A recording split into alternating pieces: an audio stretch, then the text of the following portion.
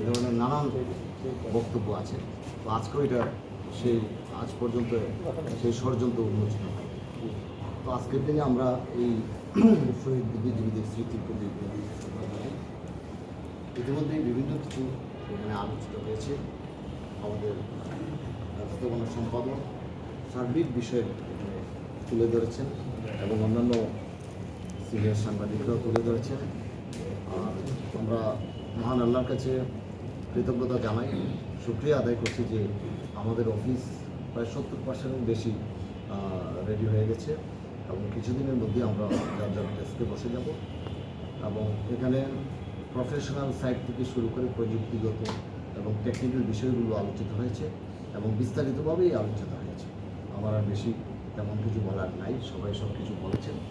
আমার শুধু একটি থাকবে যে আসলে আমাদেরকে একটা বড় ধরনের চ্যালেঞ্জের সম্মুখীন আমরা। এই চ্যালেঞ্জকে যে কোনো মূল্যে বাস্তবায়িত করতে হবে এবং মানুষের যে সারা বাংলাদেশের মানুষের এত এক্সপেকটেশন আমাদের প্রতি, এটা যাতে আমরা তাদেরকে